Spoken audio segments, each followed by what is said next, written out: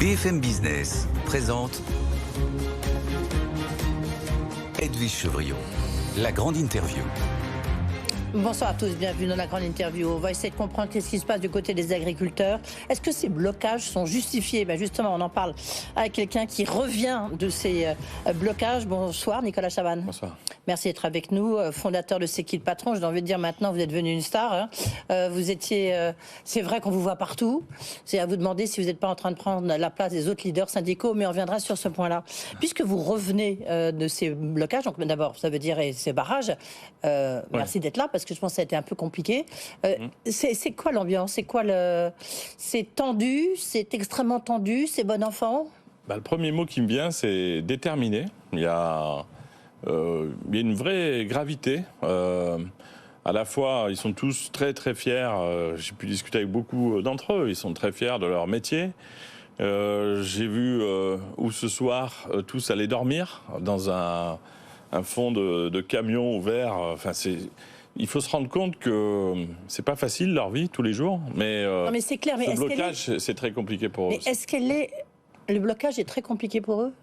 Ouais, c'est pas facile, c'est important. Ils ressentent une chance infinie, enfin, de pouvoir montrer à tout le monde à quel point il y a besoin de changement. Mais vous savez que ceux qui sont là doivent se faire remplacer. Il y a les parents à la retraite de 80 ans qui remplacent dans les fermes.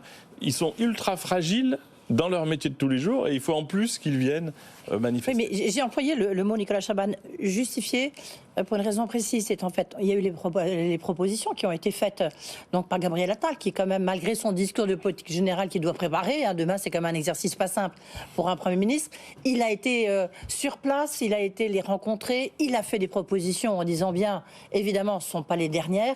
On sait là à l'instant, puisqu'il a rencontré le président de la République, qu'il y aura de nouvelles mesures qui vont être annoncées demain, lors de son discours de politique générale, mais pas seulement.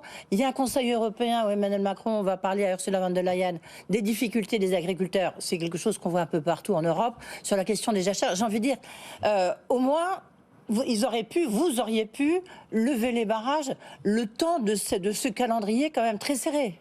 Non, parce que je parlerai jamais en leur nom, mais je peux me faire témoin évidemment de ce qu'ils nous disent, à nous consommateurs. On est très solidaires d'eux, il faut quand même qu'on se le dise tous en France aujourd'hui.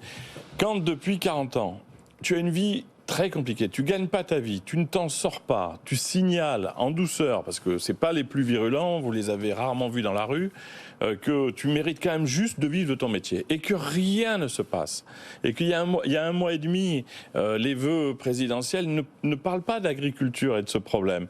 À un moment donné, quand enfin on entend que ces difficultés sont intenables. On ne parle pas d'un caprice, ils ne sont pas en train de demander 2 jours de congé de plus. Ils veulent juste survivre, vivre de leur métier. Eh bien, tu vas au bout de cette action. Et surtout, c'est pas pour enquiquiner le monde. C'est l'expression naturelle d'un ras-le-bol. C'est un ras-le-bol, on est bien d'accord avec toutes ces normes, etc. Mais reconnaissez, vous-même vous avez utilisé le mot, ça fait 40 ans, voire plus, qu'on emmerde les agriculteurs. D'accord, mais là, le gouvernement, c'est pas en 2 jours. Qu'est-ce qui peut les arrêter à ce moment-là? Ils peuvent bloquer Paris encore pendant 20 jours, pendant 20 mois. Vous voyez ce que je veux dire? Qu'est-ce qui peut les arrêter? Parce que c'est une grande question. Il peut pas tout. Il faut vraiment, on se le disait, techniquement, qu'est-ce qu'il peut faire le gouvernement? Il y a déjà bien des choses, il suffit d'écouter, d'entendre et de lire ces demandes qui sont toutes légitimes. Mais dans la forme, je pense qu'il y a... Après, chacun fait ce qu'il veut, je ne suis pas responsable de la communication non, mais vous faites partie de ce monde. Mais franchement, là, je fais partie de ce monde. Quand, dans la forme, il y a encore ce côté technique qui finalement vient les voir, dit 2-3 choses, fait un peu des phrases, ils me le disent, il y a beaucoup de blabla, Donc, au bout d'un moment, il faut de l'action. Son discours, c'était beaucoup du blabla. C'est ce qu'ils me disent. C'est pas sa méthode, c'est pas sa méthode. C'est ce qu'ils me disent. Évidemment, il y a ce talent, cette capacité à dire les choses différemment, mais il y a ce côté un tout petit peu hors sol de tous ceux qui réfléchissent l'agriculture, qui prennent des décisions et qui ne se rendent pas compte à l'autre bout de ce que peut donner des petites décisions à distance, des temporisations. Pour moi, je vais vous dire, il y a une seule chose à faire si je devais imaginer un scénario qui peut-être trouverait des solutions. C'est de reconnaître, mais vraiment collectivement qu'on s'est totalement trompé.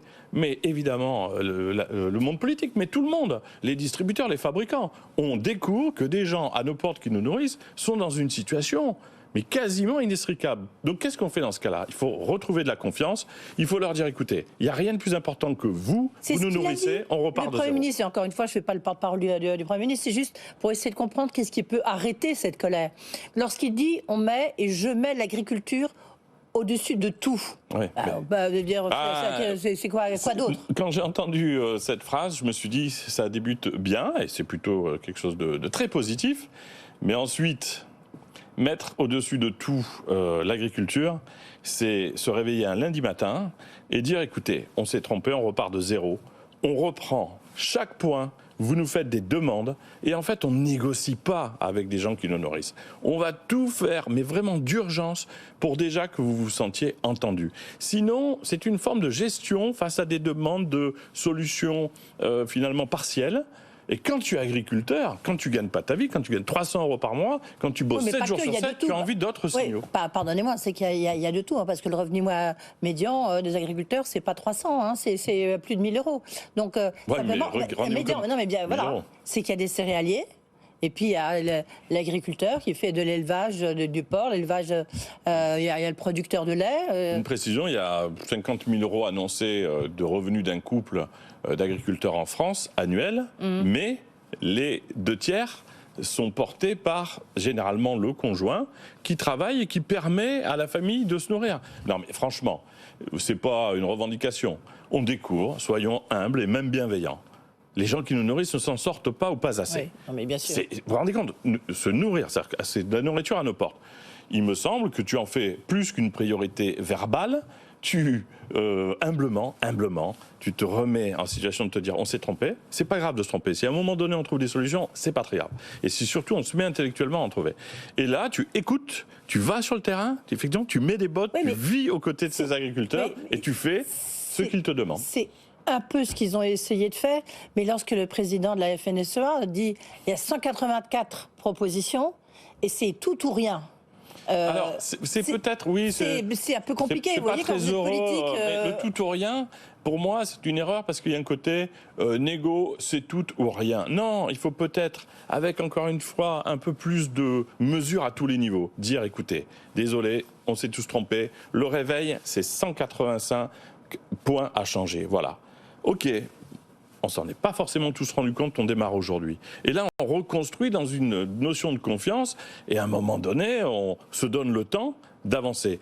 Ils lèveront des barrages le jour où ils auront la sensation, au-delà des mesures et des réponses immédiates, qu'il y a quelque chose qui a changé dans l'écoute de leurs problèmes, dans la considération de discussion et de leur métier. Donc voilà, c'est un Everest à remonter pour nous tous, pas seulement pour le gouvernement.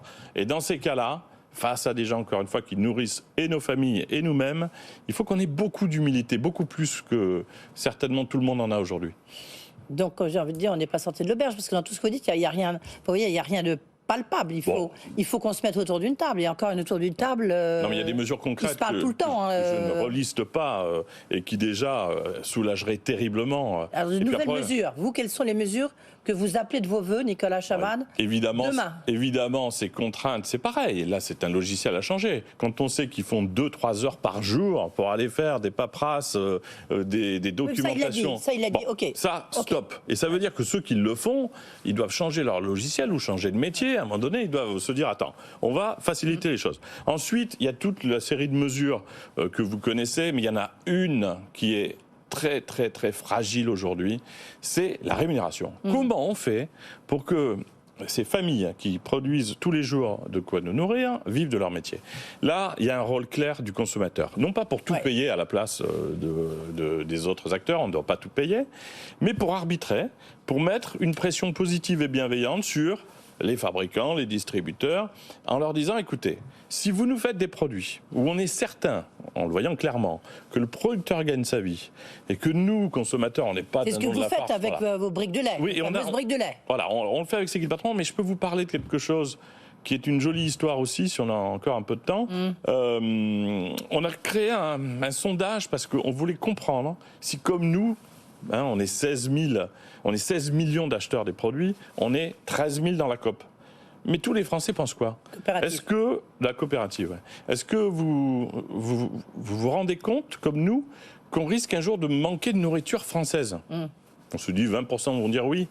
78% ont dit oui, on en a conscience, il y a des enjeux. Est-ce que vous êtes prêt à rajouter des centimes si on est sûr que ça va aux producteurs? On nous avait dit, vous avez 30% de gens prêts à le faire, 77% prêts à le faire.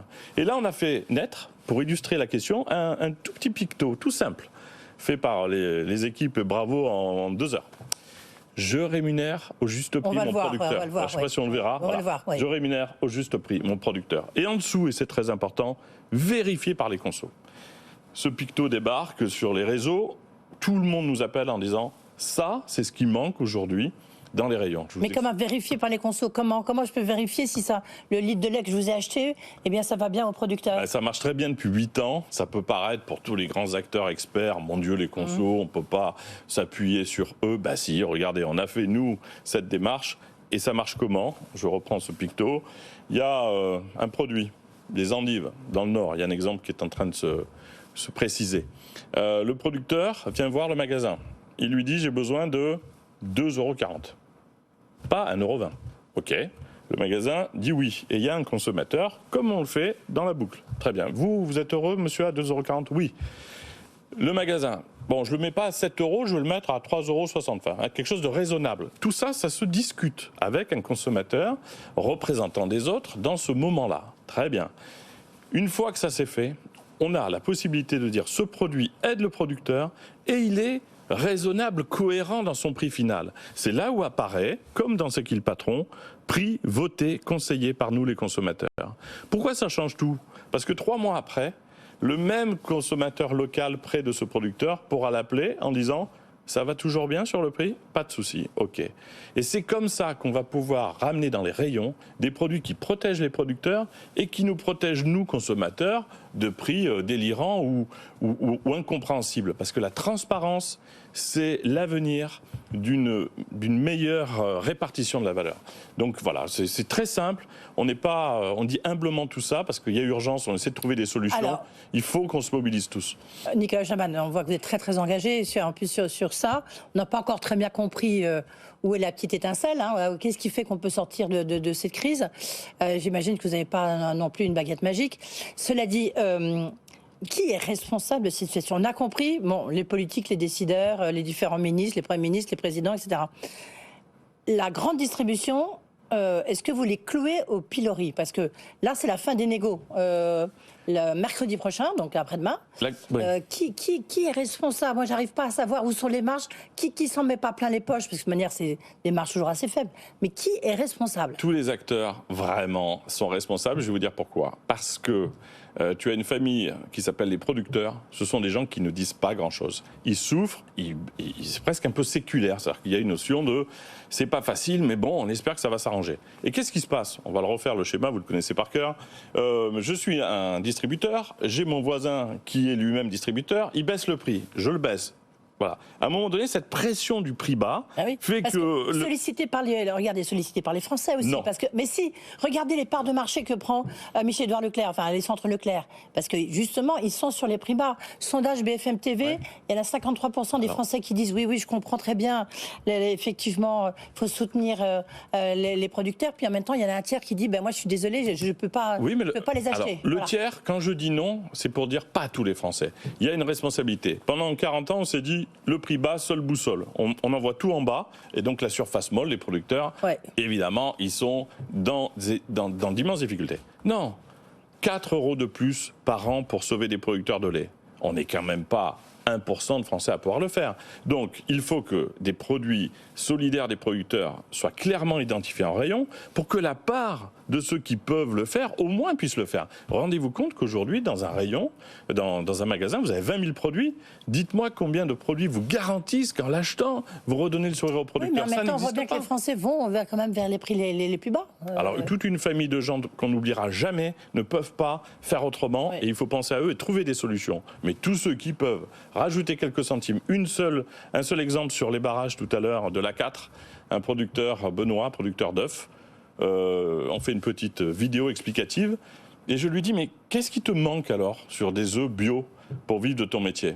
très concrètement, sur une boîte de 6 œufs, il me dit, il me manque 1 centime. 1 centime. Alors, je lui dis, combien est vendue ta boîte en magasin, ta boîte d'œufs? 3,50 €. Donc, tu veux dire qu'à 3,56 € ta vie change? Oui. Si à un moment donné, on regarde que dans la direction de la baisse du prix et qu'on ne regarde pas ce qui peut être rajouté sur un produit... Donc, c'est quand même la faute de la grande distribution.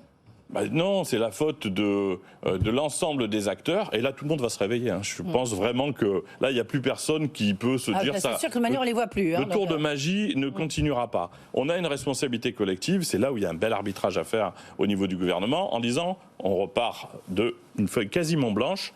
On n'essaie pas de rafistoler des choses dans des zones un peu complexes et on reconstruit quelque chose d'équilibré. Les lois Egalim, finalement, sur le papier, elles partaient d'un bon sentiment. D'abord, je crois que vous en étiez un peu un des auteurs, entre guillemets, inspirateur. Non, inspirateur. Voilà.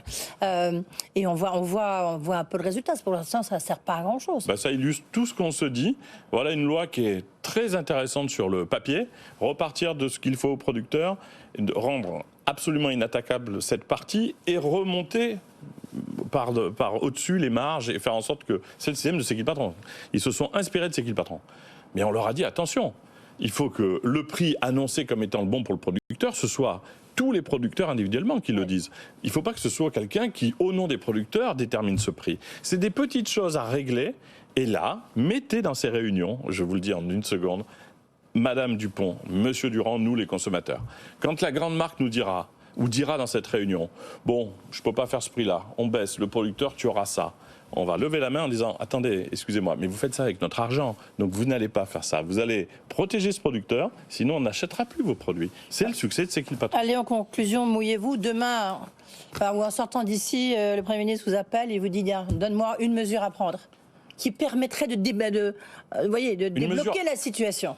Eh bien, ce que je lui dirais au-delà d'une mesure, parce qu'il en faut bien plus, vous avez évoqué des dizaines de points, il faut sortir d'une forme de posture technique de gestion du problème de façon politique et véritablement, très humblement dire « Ok, on repart de vos vies, on va venir voir dans les exploitations ce que sont vos vies et on reconstruit avec vous une vie différente, construite avec un partage de valeurs différent. » Merci beaucoup Nicolas Chaban. On vous laisse repartir là-bas. Vous allez retourner sur ces barrages qui sont en train de progresser en tous les cas. Et puis dans l'attente de ce discours de politique générale et de nouvelles mesures donc annoncées. Merci beaucoup d'avoir été avec nous. Bon courage aux producteurs. Avec vos petites briques, on a vu tout ce qu'il fallait. Vous pouvez retrouver ça sur le site de BFM Business. Merci beaucoup.